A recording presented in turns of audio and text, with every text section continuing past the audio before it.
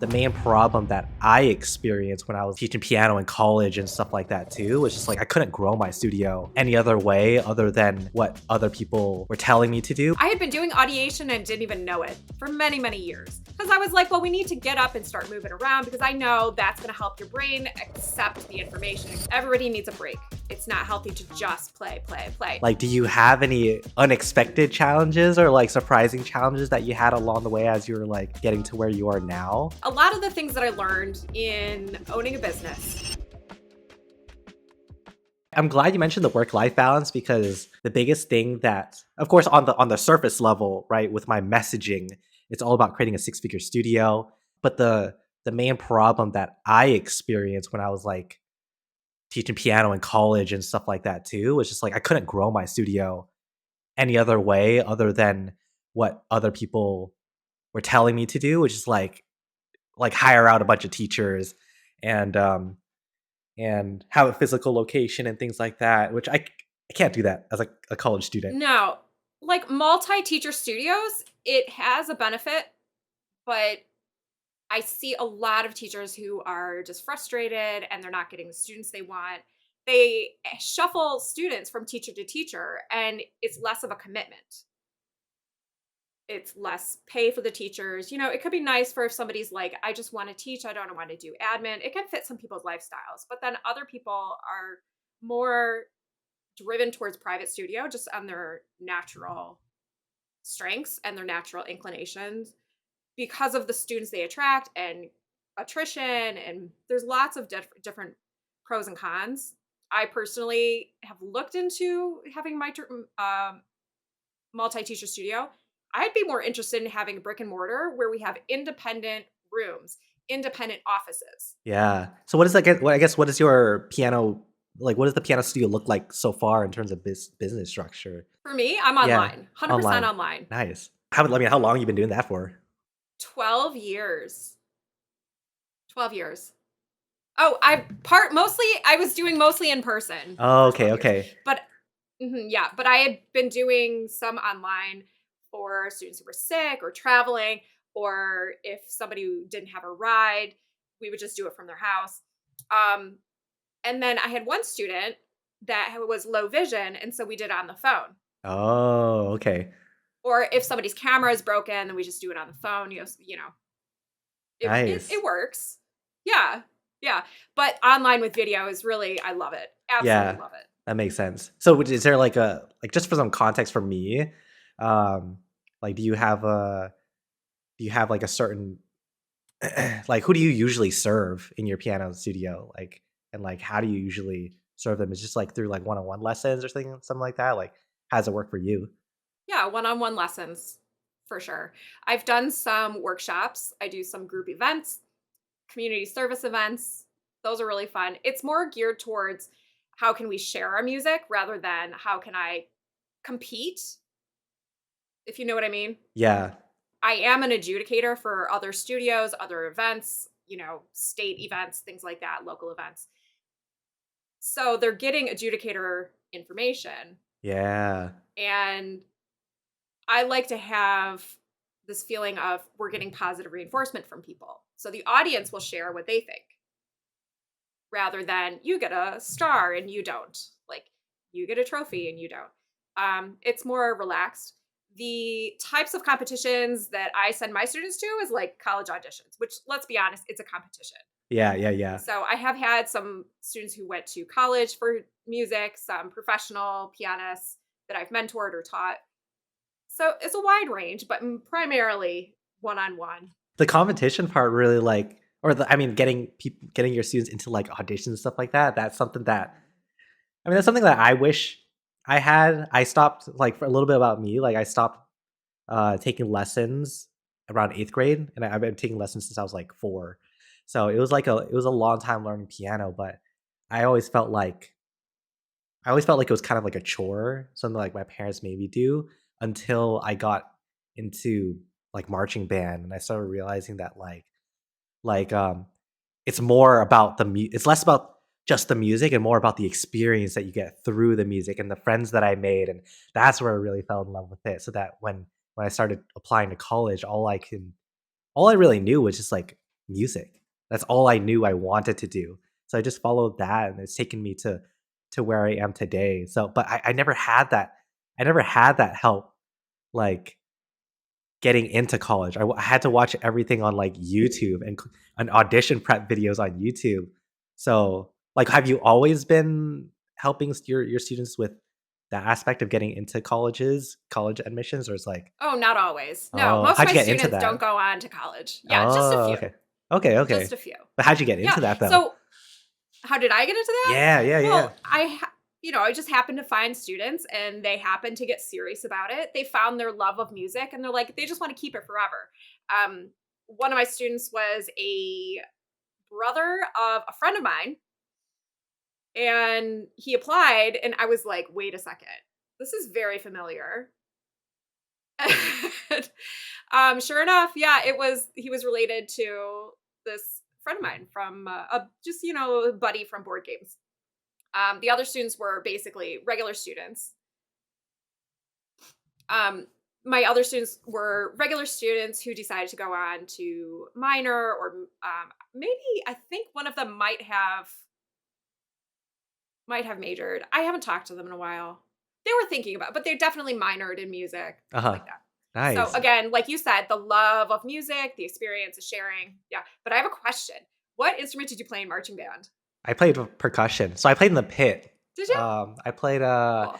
because the funny thing was is that like I joined marching band more because like my best friend, he was the only person that I knew coming into high school.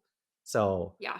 like our parents wanted me to do something with him, and he already played in band, so he's joining the marching band, and so I joined. I came into like before freshman year, there's band camp, and I came into band camp, and I was like, so you guys have like a piano? Because I only I only knew how to play piano back then. I didn't know anything what like the front ensemble was or the pit. So they put me there, and that was the first time I ever saw like a marimba or something like that, like the mallet That's great. percussion. And I Yeah. just got into that because I already knew Yeah. how to play piano. Yeah, that's kind of like I did similar. I Uh-huh. wanted to have some very secure place in high school, Mhm. and I had been considering doing pom squad or marching band, and I joined Oh, marching band. I what'd you learned play? trumpet just for marching Oh, band. nice. Wait, Yeah, I was literally like that was my first choice instrument to play when they brought me into band camp. They're like, "What do you want to play?" I was like, "Oh, I like the trumpet." But then I didn't know that. And then they were like, "Oh, you play piano anyway. We're gonna put you in the pit." So that's really interesting.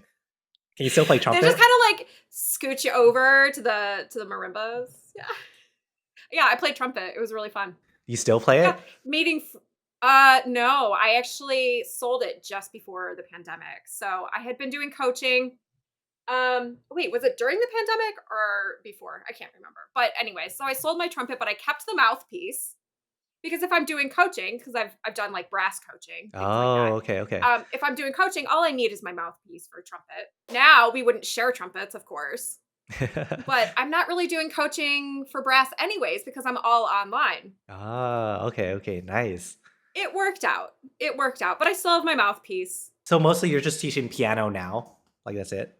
Yes. Okay, cool. So what's like your I'd love to know more about your why.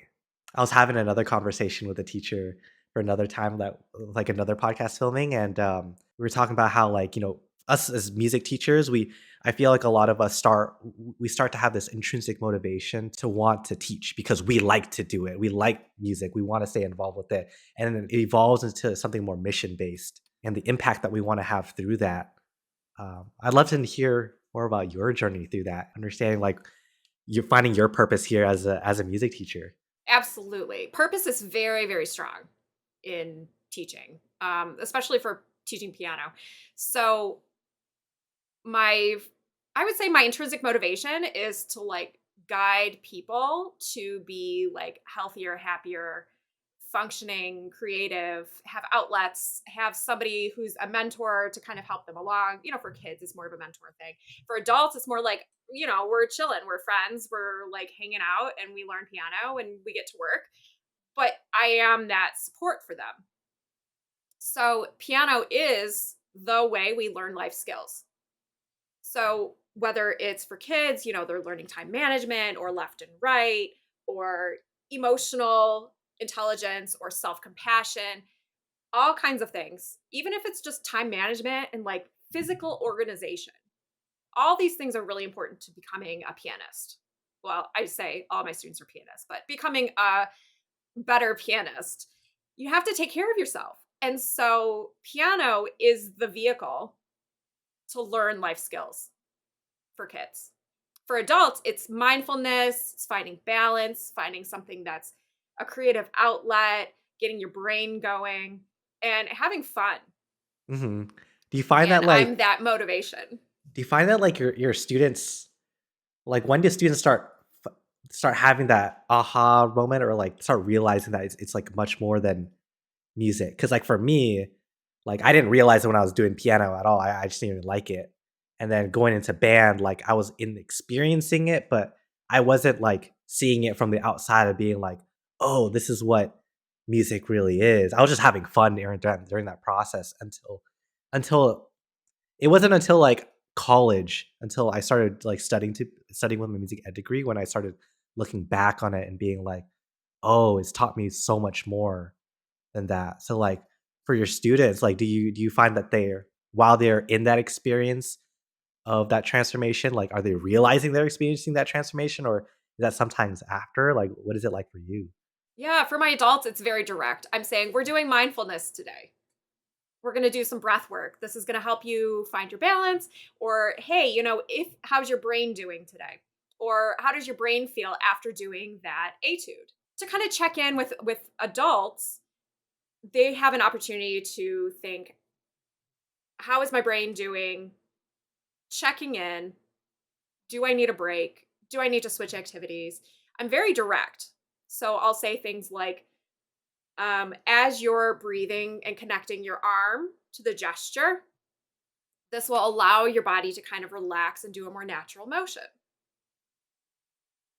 Okay, so that's for adults. For kids, a similar thing would be, we're going to do some breathing. We're going to do breathing like a willow tree, which is, Irina Gorin's method is amazing. But breathing like a willow tree, connecting the breath.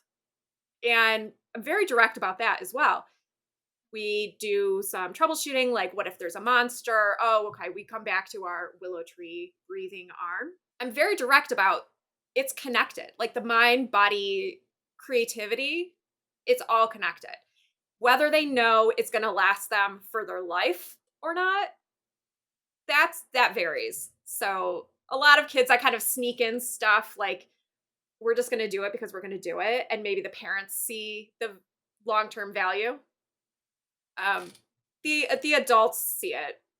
And then there's always, once in a while, for the adults, especially, I'll have some curriculum that I'm slipping in there. Like if they're not super happy about singing, I'll still teach them some of the ear training stuff, and we'll do some silly sounds and kind of teach in a different way. Yeah, yeah.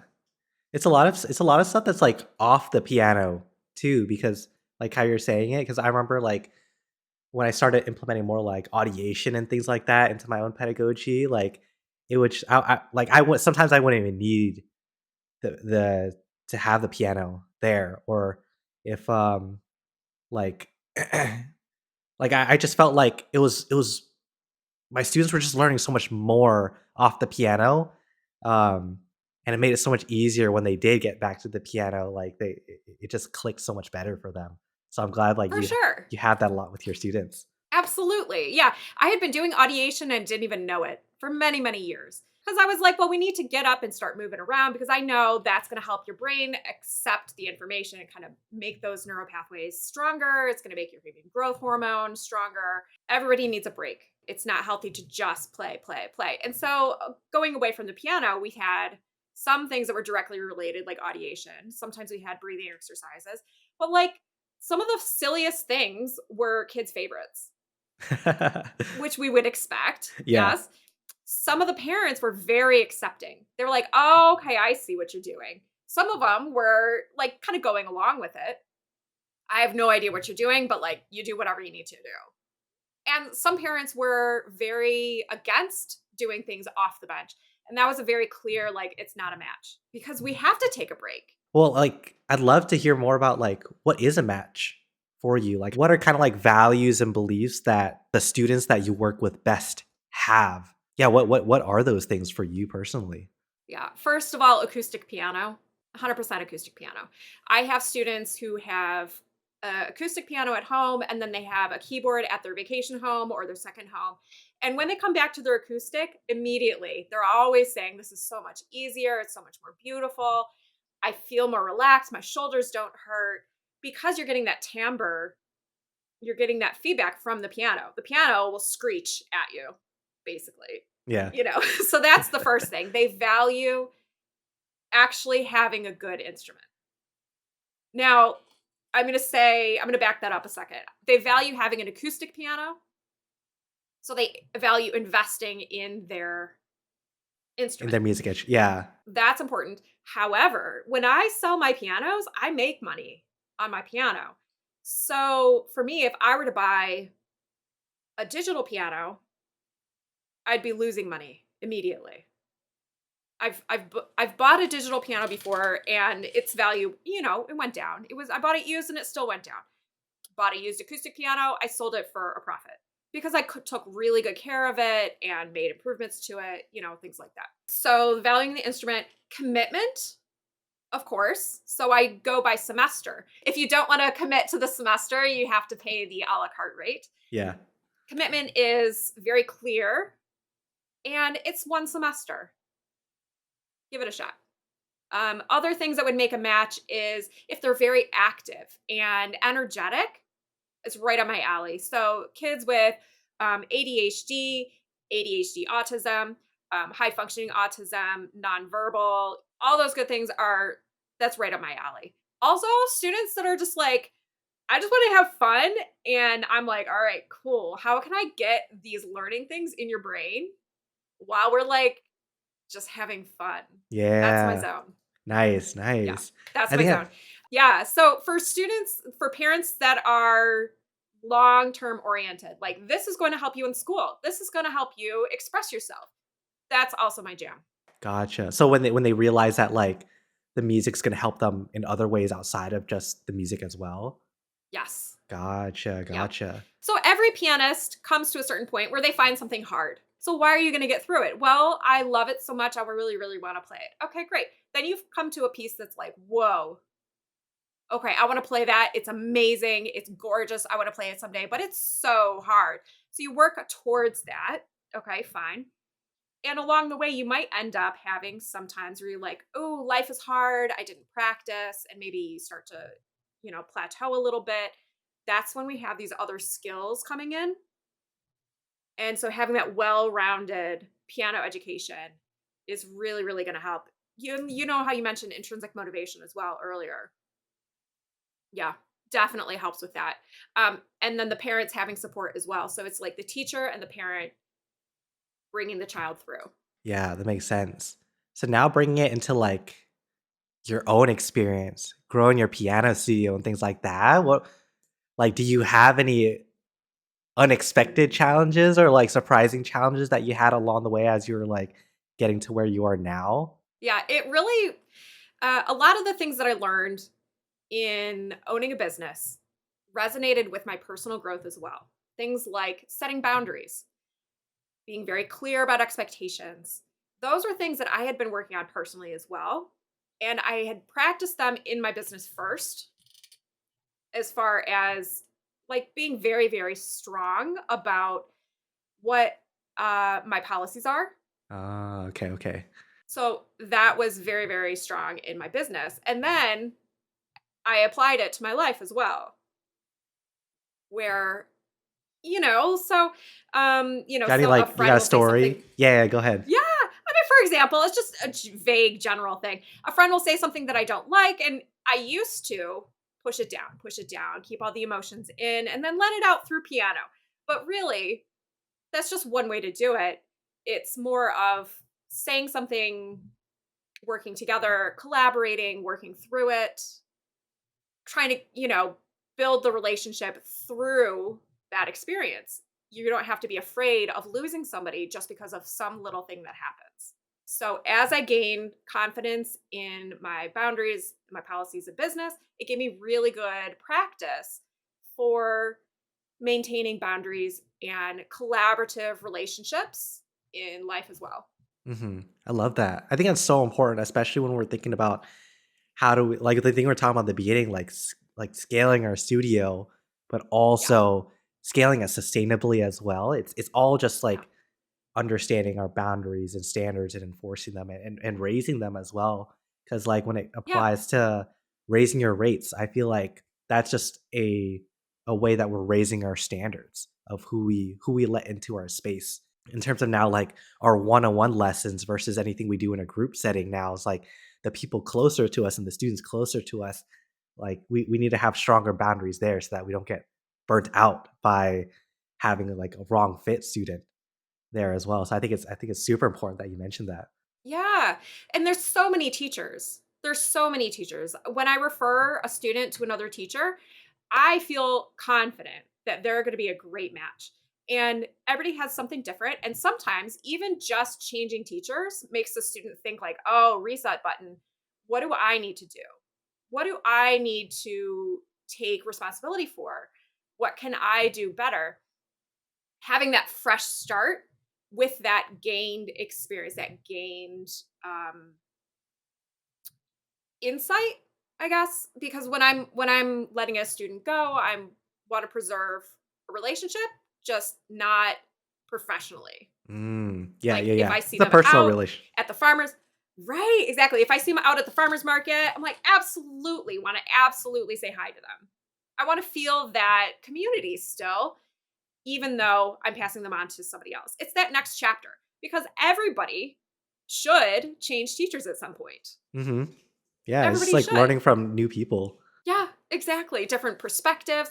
Oh, and then also, if you send a student to an exam or a competition, something like that, or a recital where you have feedback from the audience, you get another perspective.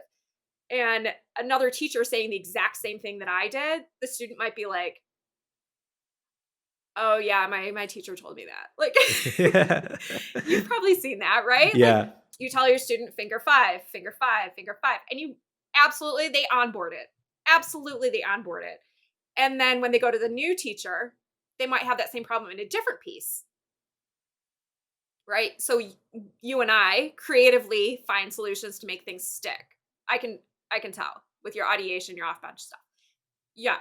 10 different ways you can go at making that finger five. They go to another teacher, maybe they have the same problem in a different piece. But then when they have that new teacher, they might have new ways to bring it in, and it's going to kind of crystallize that memory, that crystallize that experience, makes it even stronger moving forward. And they can start generalizing. It's really, really good to be able to apply what you learn to new pieces is huge. And I see that goes up when people change teachers as hmm well. Yeah, I love it. I've had so many different mentors in my own life with like the business and like music as well. And I feel like I've always just picked and kind of like picked what I liked, and it's helped me create like my what works for me and my own method and things like that as well. Good. Yeah. So when did you feel that your style had really started to solidify?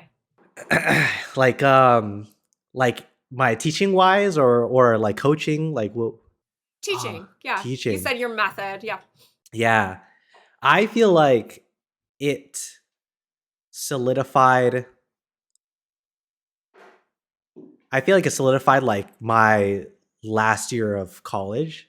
Like one of the big reasons is because like learning about uh learning more about pedagogy in my practicum classes and things like that. Like it's just learning more has helped me solidify like how I like to teach, but then the experience as well. And I used I was one of those um I well I still am. I'm still one of those people where like I learn a lot. I understand and I learn a lot more through experience. And going into college, like the big reason why I started my piano studio uh when I was entering college was because I was like how much am I really gonna learn like how to teach in a classroom? Like I need to go out there and start teaching. I can't wait till I graduate with my music ed degree to start actually teaching. So I just started like finding piano students through word of mouth, and I feel like that is something that a lot more music ed students need to act on, is to like start getting the teaching experience now as you're learning through that. Because I was applying what I was learning in the classroom into with my students, and that was also a big hook about what I use. I had a bit of insecurities coming up where I was like, "Oh, I'm just like a college student. Like, who's gonna want me as a piano teacher? I'm still learning." But then I flipped that, and I was like, "Hey, I am a music ed student. I'm learning this right now. I'm the perfect person to work with." Yeah. It's fresh. Like it's immediately right there. It's the latest, really.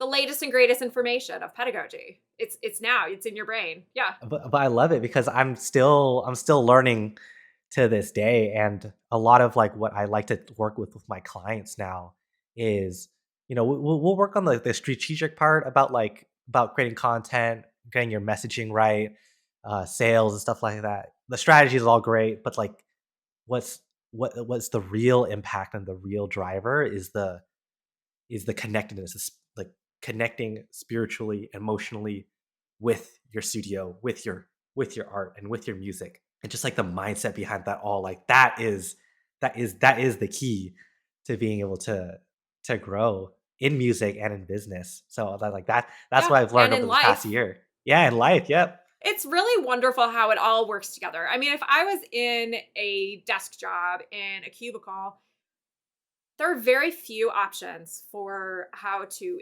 impact a person directly. You're usually working with numbers, with groups of people, a whole database of people, or, just really nobody at all. Um, just having one on one type business is really impactful. And people get your vibe too. When you make your posts, it's authentic. When you talk with people, it's authentic. When you teach people music, you're sharing your authentic version, your interpretation. It's having that connection. And so you want to have an actual like social connection of somehow, whether it's by community, friendship, a mentorship, whatever. If your student accidentally calls you a mom or dad, like it's like, they feel like family. That it feels like you're really, really connecting with that person. It's so wonderful. It's the Like warms best my heart. when you get like the Christmas card like during the holidays and you weren't expecting that. Like they like our students think Yes, of I love us. that. Yeah. Yes. It's so Yeah. wholesome. Oh, and then when they have their little dog like sign the card too, like they write, "Oh yeah, and Rufus or whatever." It's so cute. I Yeah, I love that know. so much. But it really does show that like we become part of their lives like through the music, which is like the beautiful Yeah. part. Yeah. Yeah, and then sometimes, it comes through with, they might say something really awkward, like say something that's just really like gross. And it makes you realize like you can see it as something really gross, or you can see it as they're letting their walls down. Like they're sharing things with me with no filter. And that's what I want their music to do. I want their music to be shared with no filter. Like whatever they feel, I want it to be true to them. I want it to be inspiring, convincing, very like strong. Whatever they choose to do, just go for it. Yeah. So how does that translate now to growing the piano studio? Like what are some ways that you're staying true to yourself or having no filter there as you're growing the business part now? Oh, I have a filter. I have a professional filter. I'm not the same with my students as I am with my friends. Let's say that, right? Which is a healthy thing to do. Yes. Um, just like I'm not going to be the same at a graduation convocation, as I am when I'm out dancing. Like it's we all have our social modes. What do they call it? Code switching? Yeah. Yeah. Yeah. So uh what was the question? Oh, I was just yeah, I was wondering like if that's translated anyway with like the business part, like how you show up uh maybe to like new students or something like that, like prospects or like inquiries that come in. Oh, yes. Okay, great. Yeah. So, trying to be myself. I used to try to, try to make everything like so much fun and sparkly entertainment. And I don't do that anymore. I'm here. I'm going to have my teacher mode. I'm not going to be some clown that's trying to get people to giggle. Like, I want the music to make the impact. I want to help them connect with the music instead of me being the entertainment. Yeah. So So it's like more that's focused shifted quite a on bit. them. Yeah, them and the music. Yeah. Yeah. So together, it's like together we're looking at the music Mhm. and what are the amazing things that we can learn, but more importantly, what are the amazing things we can get curious about, Ah. right? So having that curiosity towards the music, yeah, you can be curious about me. I can be curious about you. That's cool. How can we relate that back to the music?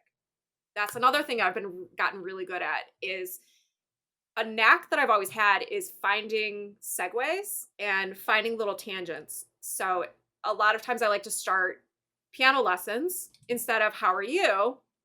Maybe like, hey, how's it going? Great, great, great.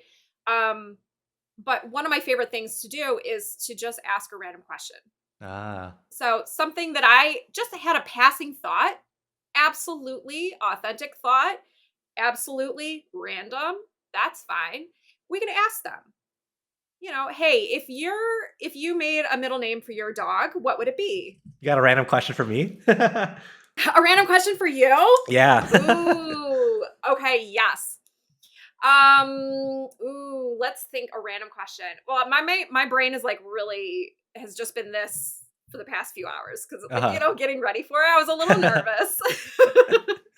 um, so speaking about nervousness, sometimes I get nervous. Do you get nervous too sometimes? Yeah, yeah. I Yeah. definitely get. I definitely, yeah, all the time. Yeah. I'll So, share with. okay. So, Yeah, go ahead. yeah. So, a question might be like, so that would be like, do you get nervous too? Like, that feels kind of like Sesame Street, right? Hmm. Right. So, like, we Yeah, all like get nervous. Dora Yeah. the Okay. Fine. Explorer type of thing. Yeah. it feels like you're like prompting something and it feels like, oh, there's a right answer or a wrong answer. And I might be like, okay, when you feel nervous, do you feel it in your body? Like, does your tummy hurt or whatever? Your fingers start getting sweaty or whatever? But how do you feel better? What do you do that helps you feel better? They might know, they might not. It's fine. I will know if that's an appropriate question to ask that student. Let me redo that answer for the video cut. No, it's okay. It's okay. I love it though. I love. If I were to give a more in depth like answer to that though, I was talking about this with like another teacher too, and like when I first started the Facebook group, um, I used to do weekly live streams, and I would just have to like pop up the camera, talk to it, and I'd get really nervous, and I'd just stumble upon my words and things, and I would want to edit. I would go back and try to edit some things out and try to edit the cuts. I remember one of my first drafts of the course that I have now for teachers is I used to do like slides and I do a voiceover, so I wouldn't have my camera on or anything like that.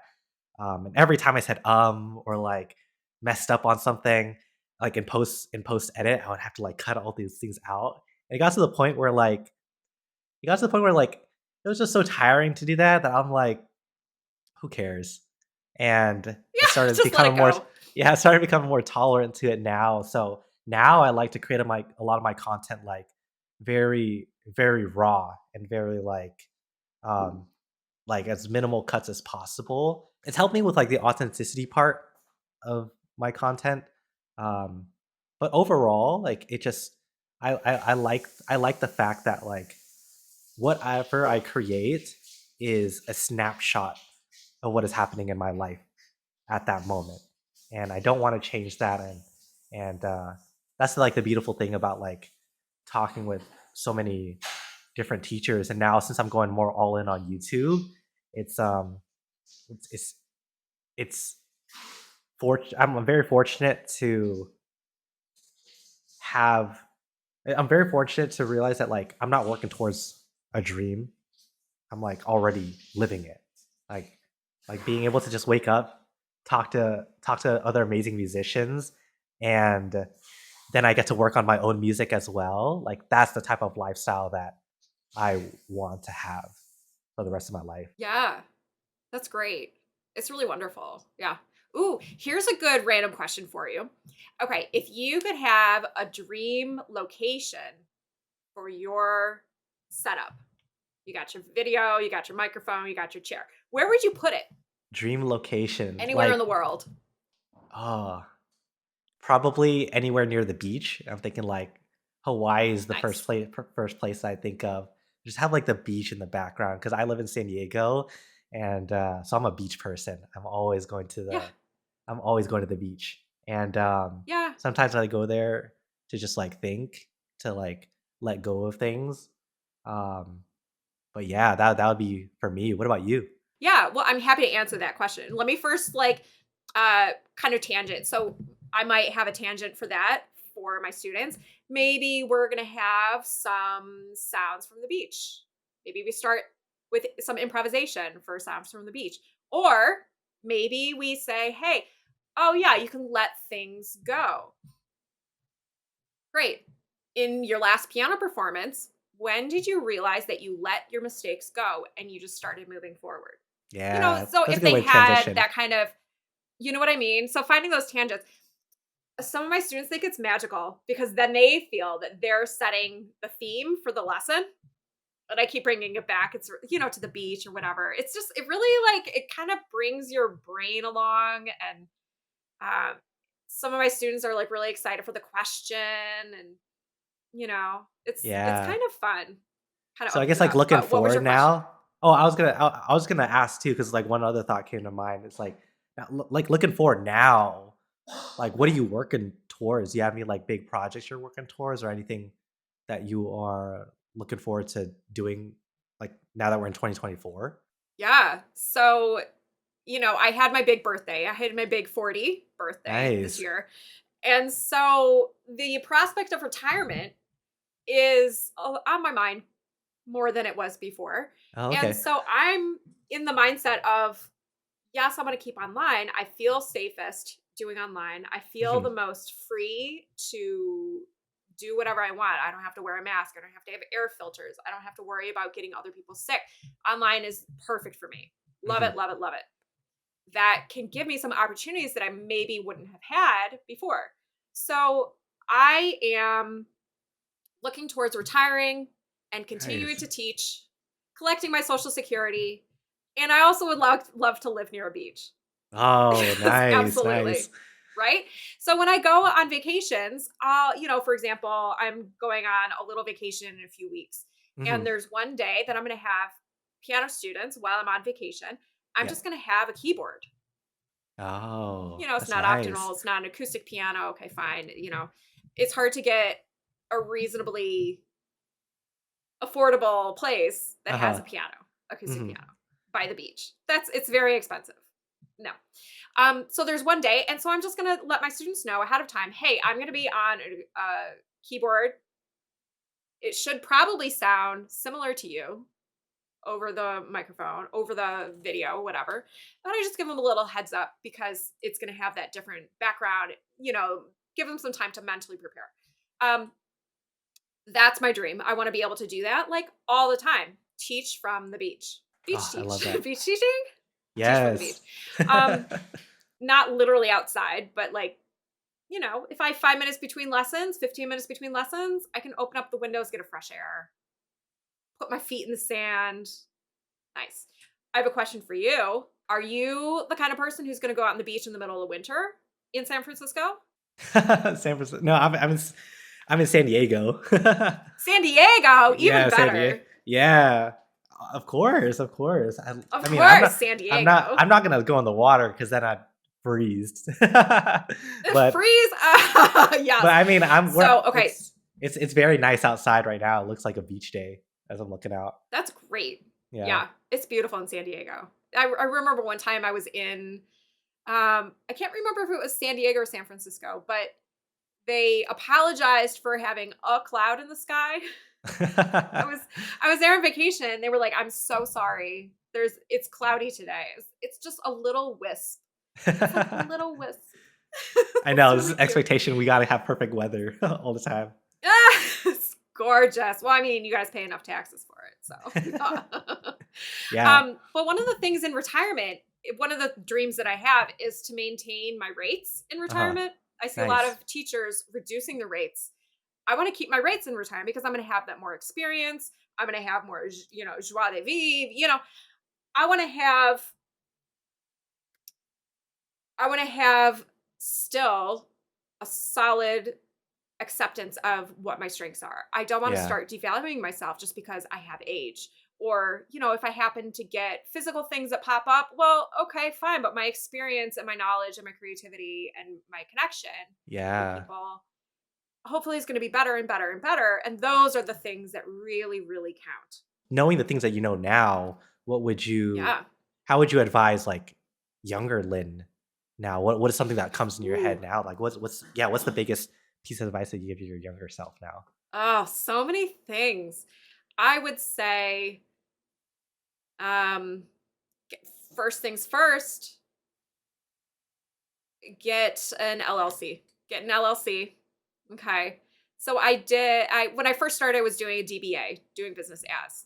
And so I had my separate bank account. I knew to do that. So I was insulated. But get an LLC, get set up with actual business, go strong with marketing, go strong with having, policies that are clear. The National Michigan, the Music Teachers National Association, if you're a member, they actually have sample policies. You can just print them out, take it to a local contract lawyer and see if it's cool. Get those squared away. Having those things gives you more freedom to feel secure legally, financially, all these things. So we do a lot of active things like you do.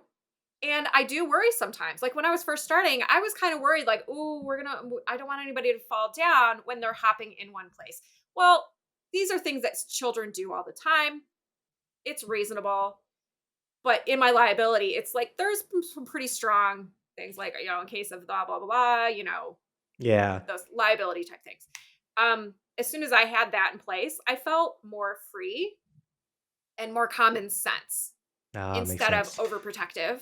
Yeah. And I felt more like I'm able to do those standard audiation things. I'm able to do some more creative audiation things. Um, the parents actually see, oh, there actually is some physical, activity.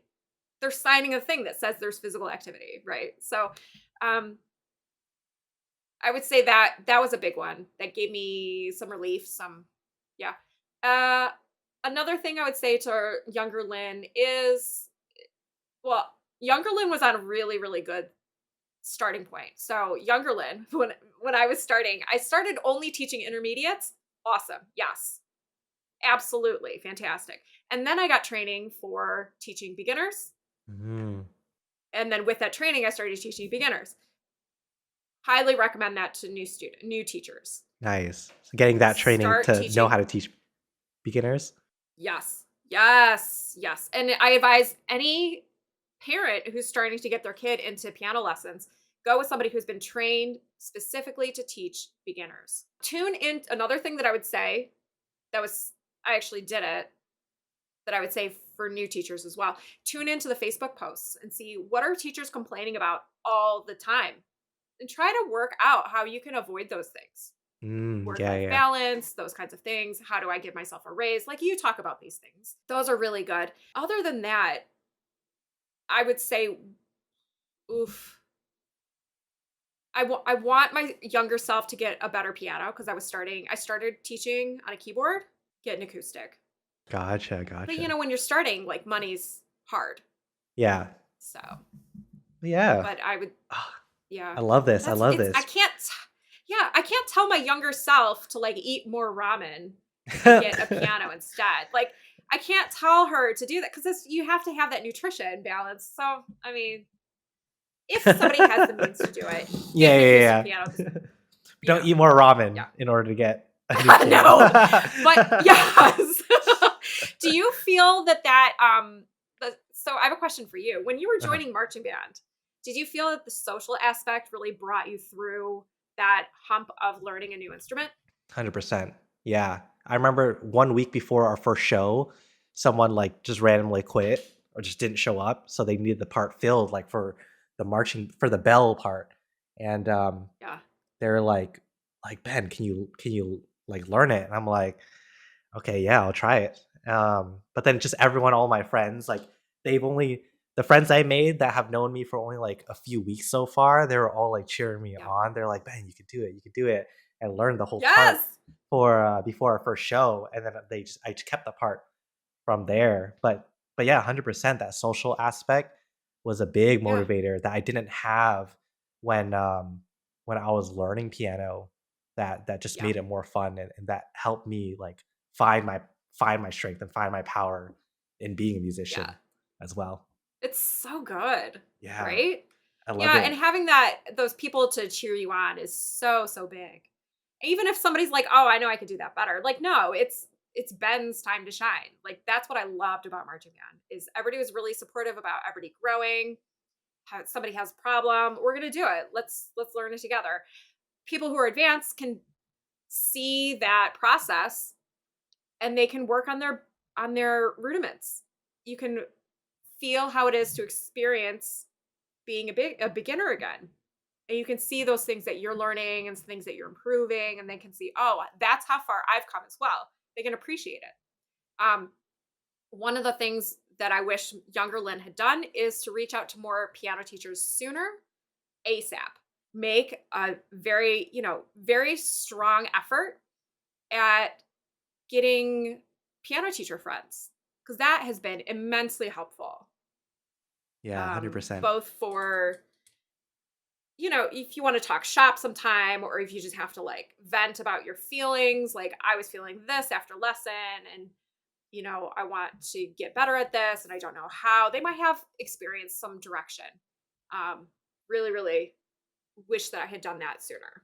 I love this, love this. Thank you so much for sharing. Like, I just love having these Yeah. different conversations, but just, like, hearing it from you and, like, you've reaffirmed a lot of the things that I have, experienced growing as a teacher, growing as a coach. Because obviously I'm still very young and I have, like, so much that I need to learn myself. So just being able to have these different conversations and being able to not just create a platform to help other teachers, but learning myself. It's been a really good experience. So I just want to say thank you. Good. Thank you for being here. Like, do you Oh, thank you for anything having me. of course, of course. Like any links or anything, like feel free to send it to me. I'll put it in the description of the video. But like what is the best place to reach you if another teacher had questions for you or anything? Yeah, they can text me. Text me. My phone number is on my website, but you Okay, can perfect. also drop a message on my website and that goes to my email. Nice, nice. I'll But put people that can in text then. me, like, I love that. It's I my my style of communication is pretty direct and, concise, and so, like, lengthy Nice. emails are like, uh, you know. Yeah. I like to have phone calls, I like to have, very quick text message, just, like, basic idea, like, Uh-huh. basic question, like, "Okay, let's set up a time to talk." Like, I love talking with other teachers. I love it. If they have questions or new student, like, let's do a phone call, let's do a video chat. Yeah. So yeah, so if I anyone's love that. watching, wants to connect with Lynn, like all the information will be in the description for sure. And of course, Yeah. I'm always happy to chat. Perfect. If anyone's watching, got any questions for me about what we talked about, I'm happy to help out as well. But yeah, I just want to say thank you again Yeah. and I appreciate you. Oh, well, you're very welcome. Thanks for having me.